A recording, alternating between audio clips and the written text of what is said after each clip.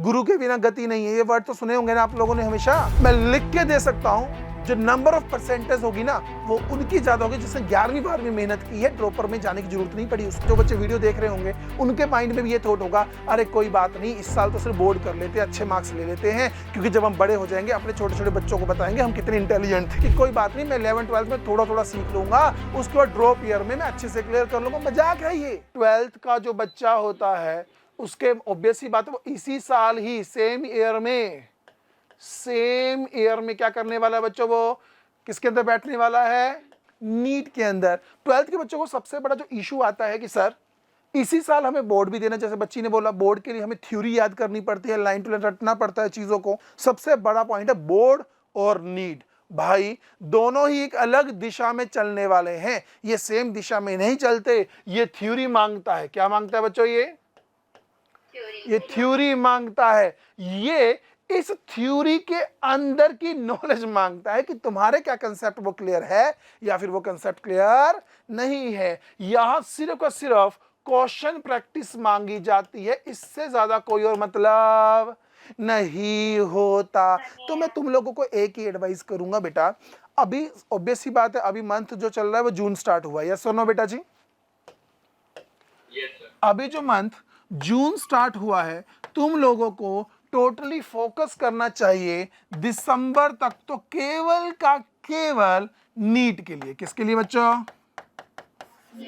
Yes, मतलब तुम्हें नहीं सोचना बोर्ड के बारे में, अभी तुम्हें सिर्फ नीट के बारे में सोचना है, क्योंकि नीट पे सोचने से फायदा क्या है, तुम्हारे कंसेप्ट क्लियर हो जाएंगे। क्या क्लियर हो जाएंगे बच्चों? कॉन्सेप्ट क्लियर हो जाएंगे। जब तुम्हारे कॉन्सेप्ट क्लियर हो जाते हैं तो मुझे एक बात बताओ, क्या तुम उस कॉन्सेप्ट से एक थ्योरी खुद क्रिएट नहीं कर सकते क्या? अरे यस और नो? कर सकते हैं। जब तुम थ्योरी क्रिएट कर सकते हो तो पेपर बोर्ड में क्या आएगा, डायरेक्ट थ्योरी वाला क्वेश्चन आएगा, आपको उसके बारे में कुछ लिखना है 2 या 3 पेज का। यदि तुम्हारा कॉन्सेप्ट क्लियर है तो तुम थ्योरी आसानी से बना लोगे। यस और नो बच्चों? लेकिन यदि उल्टा कर ले, मान लो तुम बोर्ड्स के हिसाब से पूरा पूरा लाइन टू लाइन रट रहे हो, रटने से मुझे बताओ क्या तुम लोग नीट निकाल पाओगे? नहीं, क्योंकि भाई थ्योरी तुम पढ़ते रहोगे केवल के केवल, क्वेश्चन प्रैक्टिस नहीं करोगे तो नीट नहीं निकलता। नीट का सिंपल फंडा है क्वेश्चन प्रैक्टिस अच्छे से होनी चाहिए, वैरायटी अच्छी होनी चाहिए। तो बेटा नीट और बोर्ड को तुम लोगों ने इकट्ठे लेके चलना है, बट पहले जो तुम लोगों ने फोकस करना है वो किसके लिए फोकस करना है बच्चों? नीट के लिए। दिसंबर तक तुम्हारा सिर्फ नीट का होना चाहिए। जनवरी में तुम नीट के साथ साथ किसके साथ बच्चों? जनवरी से लेके मार्च के बीच में तुम लोगों ने बेटा नीट को नहीं छोड़ना। ये नहीं है कि नीट छोड़ दिया, नीट के साथ साथ तुम लोगों ने बोर्ड करना है। तो बोर्ड के लिए तुम लोगों ने बच्चों करना क्या है, 2 चीजें पिक कर लेनी है। एक करनी है लास्ट 10 ईयर, क्या फॉलो करना है बच्चों? 10 ईयर, मतलब 10 साल के पिछले आए हुए आपके सीबीएसई बोर्ड या जो भी बोर्ड आप पढ़ते हो, जिस बोर्ड से आप बिलोंग करते हो, उस बोर्ड के 10 साल के तुम लोगों ने पेपर उठाने हैं, उनको रीड कर लेना। क्या करना है? उनको रीड कर लेना है। और साथ ही साथ जो भी टीचर तुम लोगों को नीट के लिए जो प्रिपेयर करवा रहे हैं उनके नोट्स को तो प्रॉपर फिर भी फॉलो करना ही करना है। होगा क्या, टीचर के नोट्स तुम लोगों की कंसेप्ट क्लियरिटी बनाए रखेंगे। लास्ट 10 ईयर के जब तुम पेपर्स को सॉल्व करोगे, देखोगे, तो होगा क्या, तुम्हें पता लगेगा कि पेपर में पूछा क्या जा रहा है और किस तरीके से हमें लिखना है, क्योंकि बुक के अंदर तो सॉल्यूशन भी लिखे होंगे। यस और नो बेटा जी? तो आपको आइडिया लग जाता है कि कॉन्सेप्ट क्लियर जो हमारा हुआ था उस सिंगल, देखो हम तो क्या करते हैं, कोई भी कॉन्सेप्ट सिखाते हैं लास्ट में 2 लाइन में उसको सम अप कर देते हैं। यस और नो बच्चों? उस 2 लाइन से 2 पेज कैसे लिखने, मैं बताता हूं कैसे। मुझे एक बात बताओ, तुम्हारे साथ कोई भी बात हुई पड़ी हो, तुम लोग किसी छोटे बच्चे को बता रहे हो, क्या तुम उसको 1 लाइन में बताते हो या बढ़ा चढ़ा के बताते हो?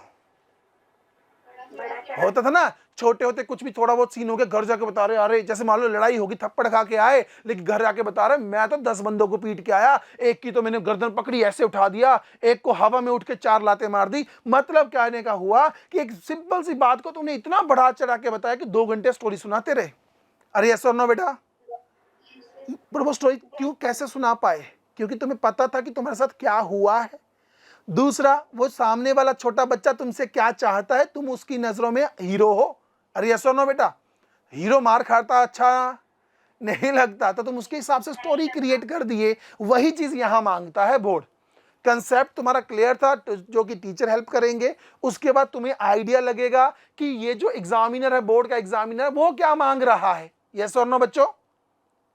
और उसके बाद तुम्हें पता लग गया, तुम्हारे कंसेप्ट क्लियर है, सामने मेरा बोर्ड क्या मांग रहा है। तो मुझे बताओ, क्या तुम बढ़ा चढ़ा के नहीं बता सकते उनको? बता सकते हो। तो क्या तुम्हारे बोर्ड से मार्क्स अच्छे नहीं आ जाएंगे? क्या आ जाएंगे। कि साथ साथ में तुम्हारी नीट की तैयारी अच्छे से नहीं हुई? क्या हो गई? क्या तुम लोग आसानी से नीट नहीं निकाल दोगे? निकाल दोगे। बोर्ड में भी अच्छे मार्क्स आ गए, नीट भी क्वालिफाई हुआ, डॉक्टर बन गए, और क्या चाहिए।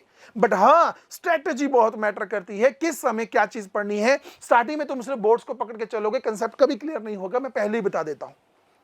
ये फिक्स्ड है। तुम्हें अभी सिर्फ एक ही माइंड के अंदर थॉट होना चाहिए, वो क्या है? नीट क्लियर करना। क्या है वो माइंड के अंदर थॉट? नीट क्लियर करना। इसके अलावा तुम्हारे माइंड में बोर्ड नहीं आना चाहिए। बोर्ड तुम्हारे माइंड में कब आना चाहिए बच्चों? जनवरी में। वो भी तब आएगा, अकेला अकेला बोर्ड आएगा या साथ में नीट भी रहेगा? नीट भी रहे। नीट की तैयारी में कोई भी डिफरेंस आना नहीं चाहिए। जितने घंटे तुम नीट में 8 घंटे पढ़ रहे थे, घर में 6 घंटे पढ़ रहे थे, वो 6 घंटे पढ़ना ही है, उसमें नहीं। उसके अलावा तुम्हें समय निकालना है, क्योंकि तब तक तुम्हारा नीट का सिलेबस खत्म हो चुका होगा, क्लासेस बंद हो चुकी होगी। तो ऑब्वियस ही बात है, तुम्हारे पास दिन के 5 से 6 घंटे बचेंगे। उस टाइम के अंदर तुम बोर्ड की तैयारी कर सकते हो। यस और नो?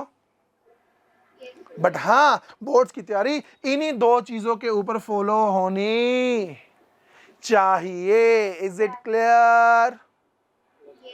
अपना दिमाग नहीं चलाना कि अब मैं ये कर लेती हूँ, मेरे बोर्ड आगे। होता है जब तुम नवंबर या दिसंबर के पास पहुंचोगे ना, तुम्हें लगेगा और यार बोर्ड्स आ गए, क्योंकि बचपन से तुम लोगों ने सुना है ना, बोर्ड्स में अच्छे मार्क्स चाहिए।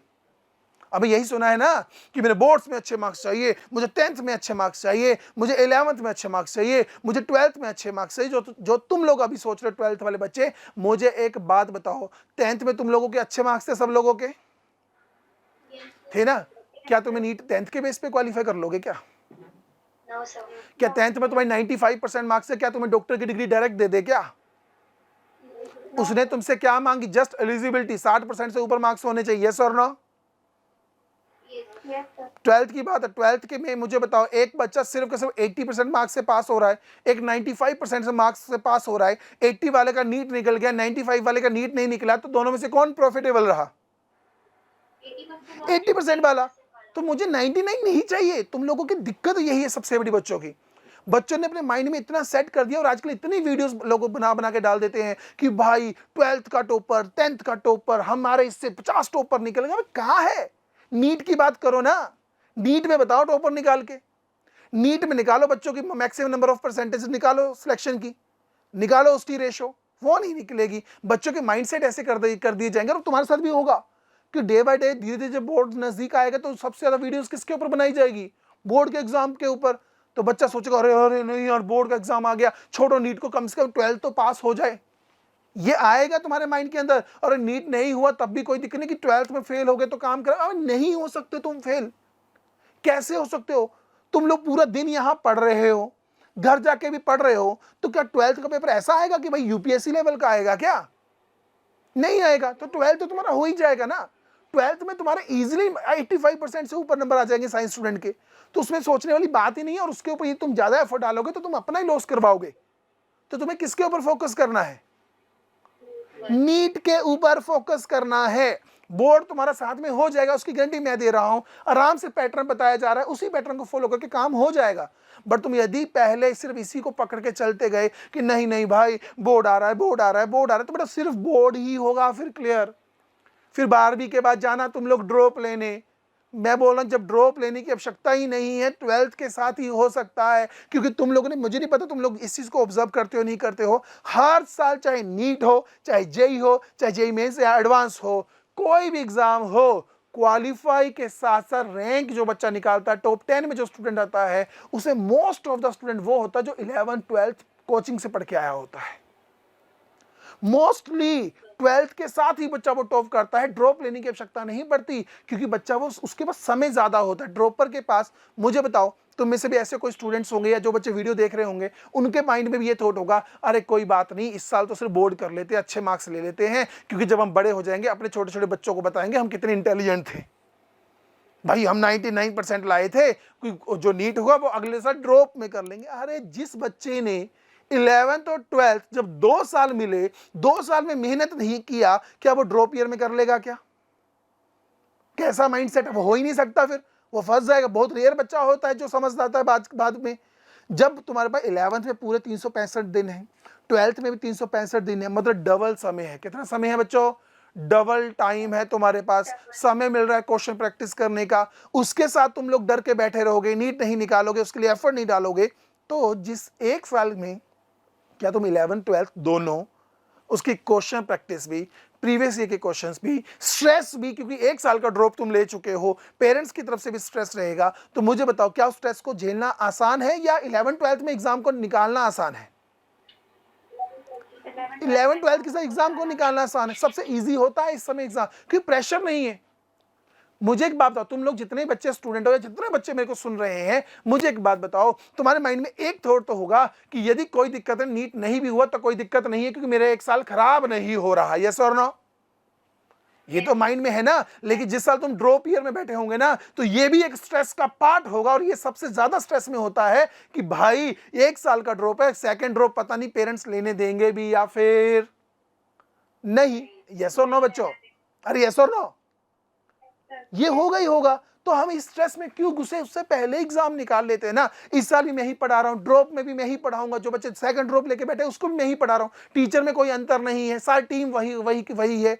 अंतर किसमें? सिर्फ थॉट प्रोसेस में, कि तुम क्या सोच के बैठे। क्या तुम्हारे माइंड में पहले ही ये क्लियर है कि कोई बात नहीं, मैं 11th 12th में थोड़ा थोड़ा सीख लूंगा, उसके बाद ड्रॉप ईयर में मैं अच्छे से क्लियर कर लूंगा? मजाक है ये सब मजाक है।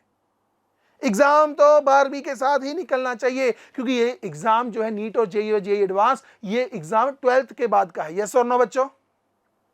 यस मतलब इतना हुआ 12th वाला बच्चा ही एग्जाम में बैठेगा। यस और नो? Yes sir. तो क्या तुम्हें लगता है उसको एक साल के बाद क्लियर करना चाहिए या 12th में ही क्लियर करना चाहिए? 12th में ही क्लियर करना चाहिए। तो इसको 13 क्लासेस का, 13 क्लासेस का क्यों बनाया जा रहा है?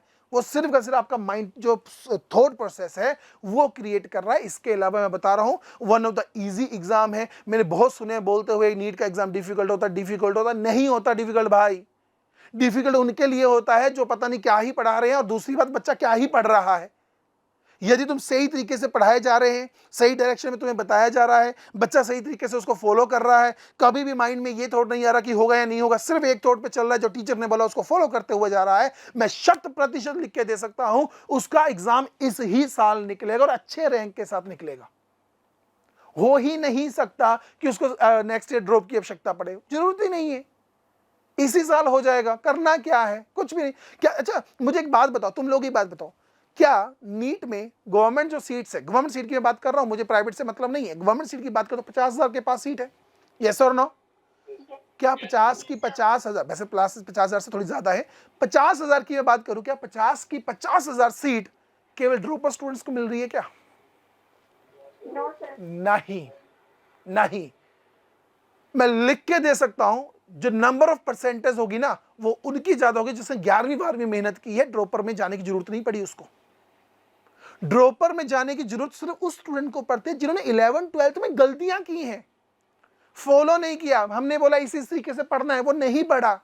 हमने बोला पहले ये सब्जेक्ट पढ़ो, फिर ये करो, साथ में एनसीईआरटी फॉलो करो, उसने नहीं किया, उसने गलतियां की, फिर वो ड्रॉप लेने जाता है। फिर वो ड्रॉप लेने के बाद उन गलतियों को सुधारता है, एफर्ट डालता है और एग्जाम हो जाता है। कुछ कुछ बच्चे तो 2-2 साल का भी ड्रॉप लेते हैं, बुरी बात नहीं है। चाहे तुम ड्रॉप 2 साल का लो, चाहे 4 साल लो, चाहे 5 साल का ड्रॉप हो जाए बच्चों, जिस दिन तुम्हारा सिलेक्शन हो गया तो नाम के आगे डॉक्टर ही लगेगा। ये नहीं लगेगा कि 5 अटेम्प्ट के बाद डॉक्टर लगा है। डॉक्टर लग गया तो तुम भी वही हो, वो भी वही है, बस फर्क इतना है बीच के जो 2 से 3 साल का गैप है ना, वो तुम लोगों को उनसे आगे ही रखेगा हमेशा। ये चीज मान के चलना हमेशा बच्चों। 12th के साथ वाला बच्चा और जो ये माइंड 2 या 3 साल या 1 या 2 साल के ड्रॉप के बाद बच्चा आ रहा है, नाम के साथ डॉक्टर लगेगा, सेम क्लास में बैठेंगे, सेम ही कॉलेज में, हो सकता है कि सेम हॉस्पिटल के अंदर ही तुम्हारी ड्यूटी लगे, बट फिर भी तुम उनसे 2 साल आगे ही रहने वाले हो, वो कंफर्म्ड है। ये 100% क्लियर है। तुम वो कभी चाहे जितना मर्जी बोले यार एक तो क्या हुआ सेम ही कॉलेज में बैठे, लेकिन बोलोगे भाई तो 21 से 22 साल की उम्र में बैठा हूं, मैं 18 साल की उम्र में इसी कॉलेज के अंदर इसी सीट के ऊपर बैठा हूं। समझ रहे हो इस चीज को बच्चों? तो ये इफेक्ट डालती है, ये इफेक्ट डालती है, बच्चे इसको समझते नहीं है। और कुछ कुछ बच्चे जिनका पहले ड्रॉप में भी क्लियर नहीं होता, सेकंड ड्रॉप में जाके क्लियर होता है, उसके पीछे भी यही रीजन है जो अभी मैं तुम समझा के हटाऊं। पहले साल के अंदर बच्चा केवल गलतियां करता है, वो गलतियां ही करेगा लेकिन उसको सुधारने की कोशिश नहीं करता। फिर एग्जाम क्लियर नहीं होता, फिर उसके माइंड में ये चीजें क्लियर होती, जिस दिन रिजल्ट आता तब उसके माइंड में क्लियर होता है, अच्छा मैंने यार ये गलतियां कर दी इसलिए मेरा एग्जाम नहीं हुआ। फिर पेरेंट्स की रिक्वेस्ट करता है कि भाई मुझे एक मौका और दो, फिर उस मौके में उस गलतियों को सुधार कर एफर्ट डालता है और एग्जाम निकाल लेता है।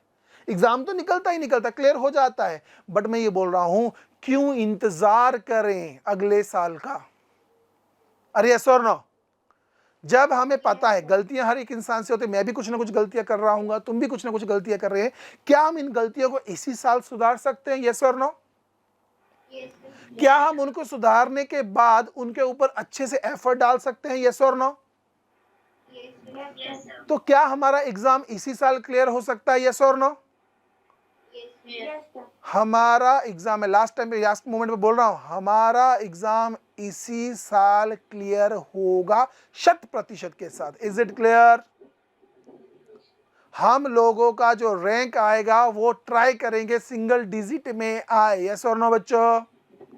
Yes, sir. हम लोगों ने एक दूसरों से नहीं देखना कि दूसरों का नहीं हो रहा, उनसे कुछ नहीं हो रहा, डजंट मैटर। जो भी टीचर, जिस भी सब्जेक्ट का टीचर, मैं केमिस्ट्री का हूँ, ऑर्गेनिक का हूँ, तो मैं जो ऑर्गेनिक में गाइड करूंगा, इनऑर्गेनिक वाला इनऑर्गेनिक में गाइड करेगा, फिजिक्स वाले फिजिक्स में गाइड करेंगे, बायो वाले बायो में गाइड करेंगे। जो टीचर तुम्हें जिस तरीके से समझाएगा उसी चीज को फॉलो करते हुए चलना है। Is it clear? पूरा एक साल बेटा पत्थर पे लकीर मान लो। शुरू से कहा गया है गुरु के बिना गति नहीं है, ये वर्ड तो सुने होंगे ना आप लोगों ने हमेशा। तुम अपने गुरु के ऊपर मतलब अपने टीचर के ऊपर आंखें बंद करके विश्वास करो, जो टीचर बोल रहा है उसी तरीके से चलते जाओ। मैं लिख के दे सकता हूं 100% मैं गारंटी लेता हूं एग्जाम कंफर्म्ड क्लियर होगा, क्योंकि जो टीचर तुम्हें पढ़ा रहा है वो भी कभी ना कभी उस एग्जाम में बैठा होगा, कभी ना कभी उसने भी गलती की होगी। और उसने इतने साल, मुझे 11 साल पढ़ाते हुए हो गए, 11 साल में मैंने हजारों लाखों बच्चों को पढ़ाते हुए देखा है, पढ़ाया है उन लोगों को, मैंने देखा है उनकी क्या गलतियां होती है और अगले साल वो किन गलतियों के ऊपर काम कर लेते हैं। और वो गलतियां तुम आज ही सुधार लोगे तो इसी साल एग्जाम हो जाएगा। समझे बच्चों? बाकी चिल रहो, रिलैक्स रहो, जो भी स्ट्रेस वाला काम है वो हम करेंगे, तुम्हें बस जो हमने बोल दिया वो फॉलो कर देना है।